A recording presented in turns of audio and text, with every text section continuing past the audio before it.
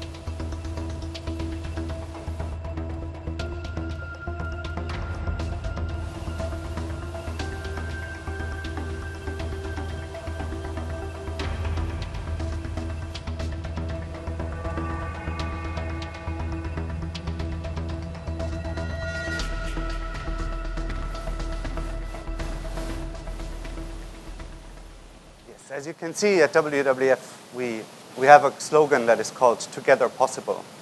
And that's because we strongly believe that also this problem is only beatable and we can only make a dent here if all of us come together, which is really businesses, government, and people. But before we get into that, I want to show you some of the real problems we're talking about and what they look like in reality. Today, the use of plastics, obviously, as you've just heard as well, is massive, and the growth rates of production of plastic are just as much. But here we break down very simply what are the key problems with plastics, the way we use them today. First of all, they're petroleum-based, meaning we're using fossil fuels that, of course, cause climate change and much, much worse problems to produce items that we use, as you've heard just now, sometimes seconds, sometimes minutes before we just throw them away. Then a lot of these plastics are actually designed for excessive and unnecessary single use. So plastic is not necessarily used every time to the best of its ability. It's a product that basically never disappears. It's actually really quite useful plastics, but we're completely misusing it because we're using something that never breaks for applications where we only need it for a couple of seconds. And then, of course, another big problem is inadequate waste management. So, of course, a lot of plastic ends up in nature, unintended. But secondly, as well, 90% of whatever actually doesn't end up in nature still goes into landfills or gets incinerated.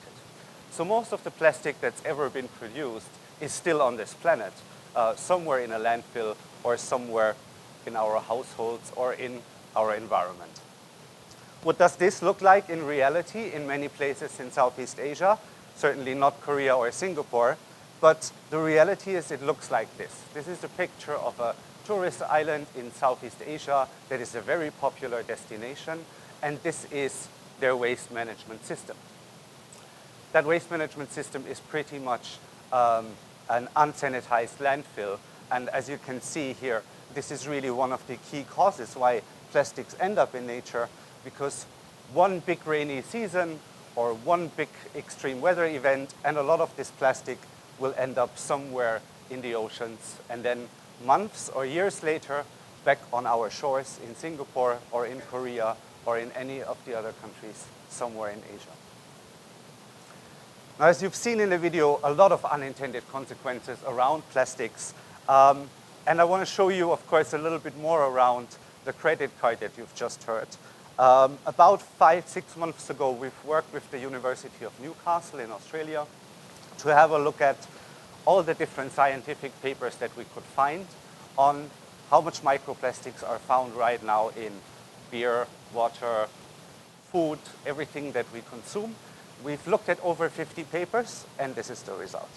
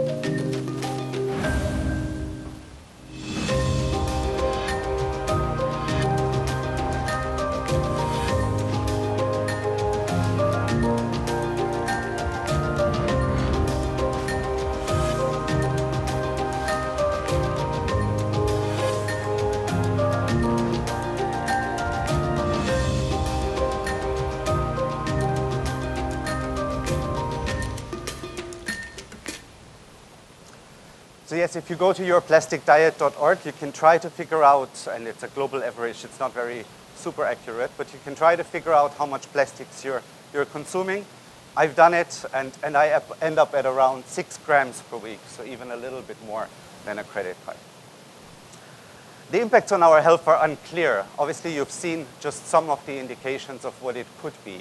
But largely, I think science is still trying to figure out what does this actually mean for humans. But I think we can all agree it's not a good idea to eat a credit card a week. I think you agree with me as well. But hold on for a second. Are really all plastics evil and mean and bad? Should we just ban it everywhere? No. Plastics have a really, really good use case in many, many applications. And just think about food waste for a second. Food production today is causing some of the biggest environmental problems in the world. Climate change is directly linked to how we grow, for example, palm oil in our region, or how we produce food. But plastics also plays an important role in preventing food waste and having us produce less food.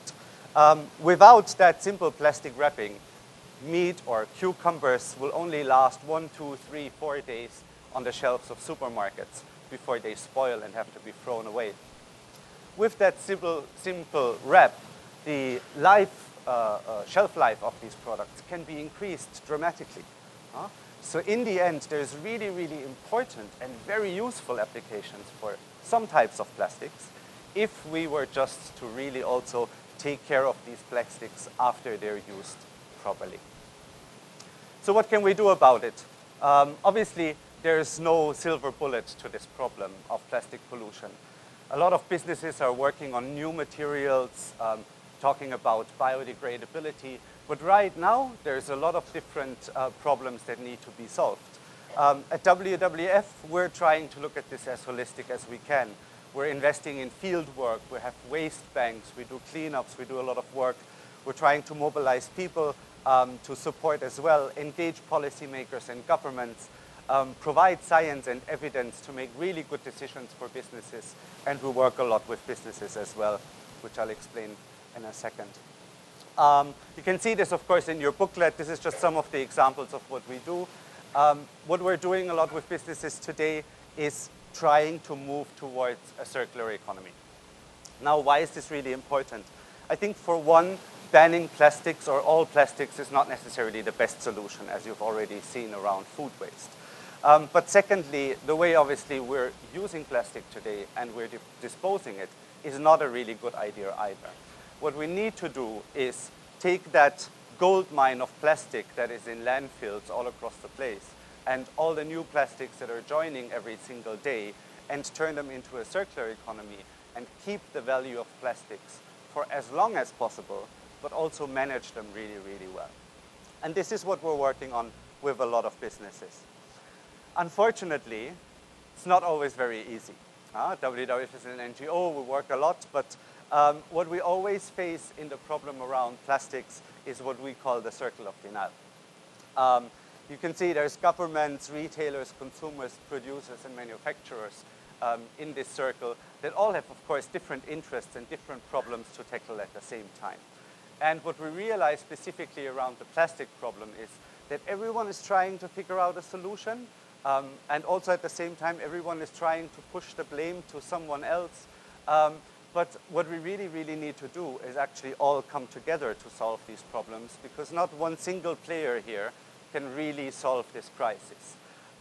Even if all of us on this planet will recycle properly and will refuse straws and unnecessary plastics, it will still not be enough. We still need businesses to produce better. And we still need governments to incentivize a lot of the important actions and build the infrastructure to improve waste management. One very important step of what we're doing, and this is started in Singapore in our office, but it's now coming to the region, is what we call PACT. PACT is a voluntary business platform to really drive action on plastic, and is short for Plastic Action. Here what we're doing is we're working in collaborations with a lot of the important sectors that are using plastics right now.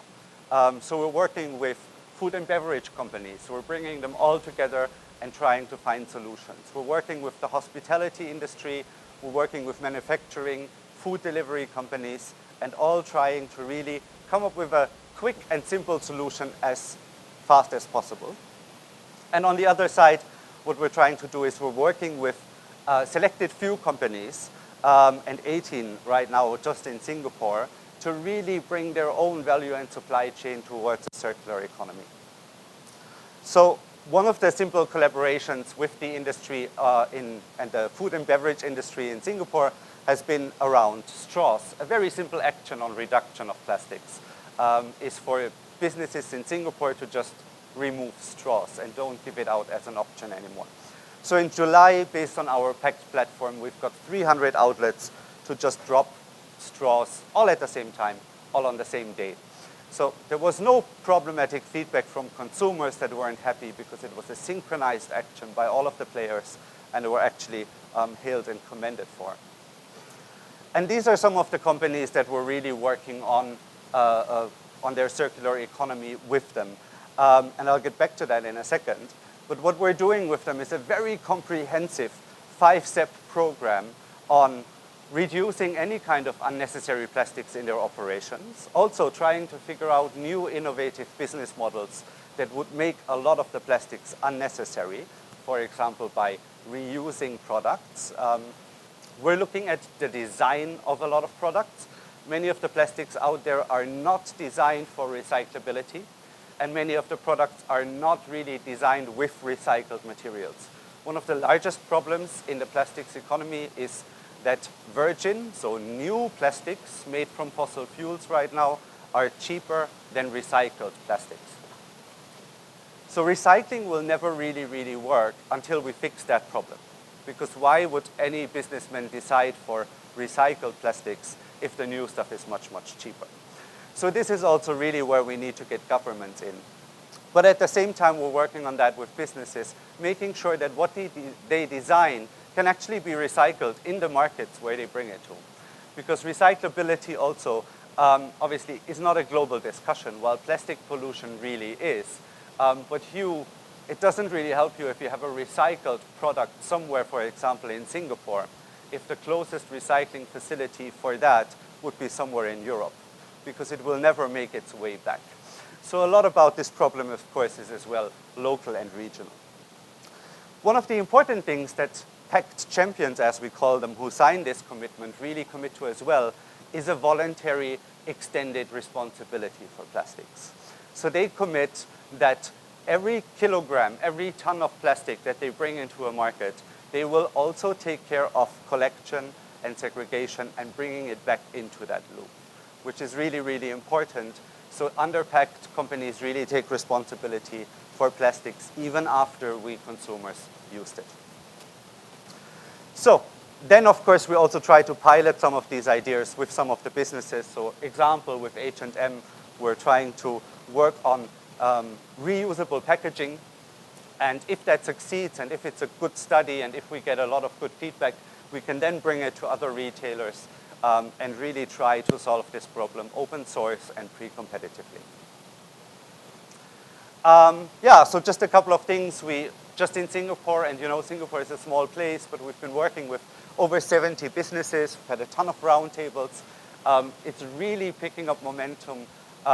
We've basically done this effort for a little more than a year, and it's growing quite significantly now as well in the region. Now, another really, really important part is, of course, what is the role of governments? So we're already quite doing well with the businesses, and just because of time, I'm going to skip this video, but I'm happy to send you the link where you can see it probably in your booklet. But what are we really doing, and what are the big trends that we're seeing? In Southeast Asia, or Asia at large actually, we're now seeing a lot of governments refusing waste from the Western world. You have probably seen that in the news that Cambodia, Malaysia, Indonesia, Philippines, all have sent back tons of plastic back to the original countries because it can't be used. And of course, this trend was started by China a couple of years ago. And to some extent, we have to be thankful to that because it really shook up the industry and clarified to people that plastic waste is not being solved by just putting it onto a container and shipping it far away. But what WWF is really trying to work for as well is, obviously, this is a global problem. Even if Korea or Singapore or any other country is taking really, really good care of their waste and not causing any plastics in nature, we still have to suffer from it because it ends up in our food, it ends up on our shores, it ends up in our water. So WWF is pushing on a global level for a new global deal, a new treaty for marine pollution under the United Nations. What that means is quite simple. It sounds big, but if you remember maybe 10, 20 years ago, the Montreal Protocol, which was established on ozone, when we were all fighting against the big hole in the ozone layer, governments coming together under the Montreal Protocol actually started to fix that immediately. Within a couple of years, we were seeing good results, and now ozone is not dominating our headlines anymore because the problem is actually being tackled and almost solved. And that's what we're hoping to achieve for marine pollution as well. So we're looking for a big, ambitious, and global reduction target for marine pollution, something that all governments in the world sign up to. And these are some 6 things that could be done beneath that. One is, of course, really develop common definition and standards. Right now, microplastics, there's nanoplastics, there's different ways of how they are categorized and how they're measured. We have a lot of work to do on just speaking the same language. We also really need more science, and it was really great to see what's already been worked on. But we really have to understand the extent of the problem as well on human health and our surroundings. And very, very important, we have to have effective national action plans. None of this will ever be solved if we don't take care of our waste properly. And this is also an opportunity not just think about plastic, but to really fix our waste management in many of the countries around the world, and of course as well in Southeast Asia. And with that, very importantly as well, is a global funding agreement to actually implement these measures. And that's all the things really a global treaty can do for countries, and we strongly believe it must be in place. Right now there is a open-ended, or happening this month, is an open-ended working group by the United Nations, where a lot of the governments are coming together to discuss, is this the right action, a global treaty, and what would it look like? We've seen a lot of momentum growing around the world in supporting it already.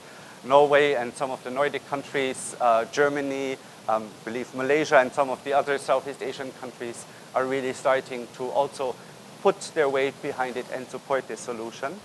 Because the reality is, and I think all of us see it, that marine pollution is a global problem, and a global problem can only be tackled if all of us globally come together. Thank you so much for your attention.